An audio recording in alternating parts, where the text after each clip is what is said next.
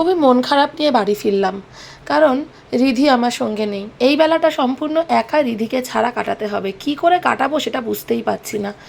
এত দূর থেকে এত পরিশ্রম করে এসছি, একটু ডিউটি আছে বলেই ফিরে আসতে হলো।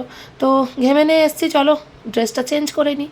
আর এখন বাজে ঠিক 2:15 মতো, আর ঠিক 2 ঘন্টা বাকি আছে আমার বেরোনোর, মানে ডিউটি আছে তাই বেরোনোর। আর এরপরে আমি আজকে তোমাদেরকে সারাদিনে দেখাবো যে আজকে আমি এই বেলাটা রিধিকে ছাড়া কেমন করে কাটাই। আসলে অনেক মাই হয়তো মানে বাচ্চা না থাকলে একটুখানি হাঁপ ছেড়ে বাঁচবে, যাক বাবা যেটা করিনি সেটা করতে পারবো, কিন্তু আমার ক্ষেত্রে না ব্যাপারটা একটু উল্টো। একটু শুলাম, আর শুয়েও থেকেও মন বসছিল না। তারপরে ভাবলাম ঘরের কাজগুলো যেগুলো অগোছালো জামা কাপড় সেগুলোকে গুছিয়ে নিই। তারপরেও সমস্ত কিছু গোছানোর পরেও কিছুই ভালো লাগছে না। তারপরে একটু জোম্যাটো স্ক্রল করে নিলাম। একটু যেহেতু মানে আমরা ভাত টাত খেয়েই বেরিয়েছিলাম, তাই সেরকম কিছু দুপুরের মিল ছিল না, এরকমভাবে আমি রেখে যাইনি কিছু।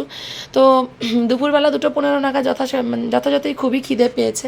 তো যাই হোক, জোম্যাটো স্ক্রোল করে দেখলাম 3টে বিরিয়ানির পয়সায় একটা বিরিয়ানি আধ ঘন্টা ধরে বসে অপেক্ষা করে খাওয়ার কোনো মানেই হয় না। তাই দেখলাম ফ্রিজে কি আছে, 3 ফোঁটা লস্যি ছিল, সেটার থেকে 2 ফোঁটা খেয়ে 1 ফোঁটা রেখে দিলাম। আর এখানে দেখলাম ভালো করে ফ্রিজটা নাড়াচাড়া করে এঁঠো তাক থেকে বেরোলো একটু চিকেন ভর্তা আর একটা নান। চলো এটাকেই একটু গরম করলাম। আর প্রেশার কুকারে ছিল অল্প একটু ভাত, যদিও একজনের জন্য সেটা সাফিসিয়েন্ট নয় মানে লাঞ্চের জন্য, তাও সেটা দিয়েই ম্যানেজ করে নেব। যেহেতু রিধি নেই তাই আমার মনটা খুব খারাপ, খুবই খিদে পেয়েছিল, তাই আগে পেট পুজোটা করে নিলাম, একটু ভালো লাগছে এখন।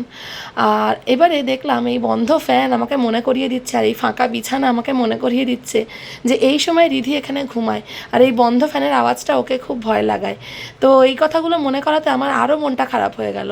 তো যাই হোক, নিজেকে কাজের মধ্যে বিজি রাখতে হবে, তাতে মন খারাপটা একটু কমবে। তাই বাসনগুলো চটপট করে ধুয়ে নিলাম। আসলে এই 3 বছর এটা আমার ফার্স্ট অভিজ্ঞতা, মানে কোনো একটা বেলা এরকম রিধি আমার কাছে নেই, এটা কখনোই হয়নি। যখন অফিস যেতাম সে ব্যাপারটা আলাদা, তো সেটা তো একটা ব্যাপার ছিলই। আর এটা সত্যিই ডিউটির জন্যই ওকে ছেড়ে এসেছি, না হলে ওকে ওর বাবার কাছে একা দিয়ে আসতাম না। মানে ওর বাবার সঙ্গেই ও একটু গেছে ঘুরু ঘুরু করতে, আর আমি চলে এসেছি একা ফিরে। আর এখানে দেখো আমার মনটা কেমন করছিল, ঠাকুর পুজোটা যেহেতু দিয়ে যায়নি তাই ভাবলাম আগে ঠাকুর পুজোটা দিই।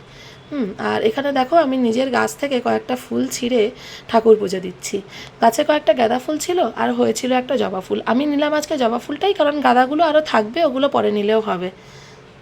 আর নিজের গাছ থেকে ফুল তোলার যা ভাগ্য, আর সেসব কথা ছেড়েই দিলাম।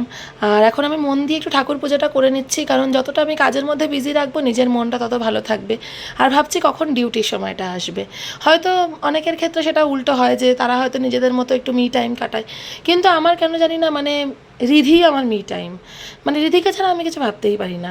তো যাই হোক, একটুখানি ল্যাদ খেয়ে নিলাম, খুবই শরীরটা ক্লান্ত লাগছিল, এবার একটু ঘুমাতেই হবে। কন্টেন্ট মনিটাইজেশনটা পেয়ে গেছি দেখে মনটা খুব খুশি হয়ে গেল। তারপরে উঠে ড্রেসপত্র পরে রেডি হয়ে বেরিয়ে গেলাম ডিউটিতে। আজকের মতো টাটা বাই।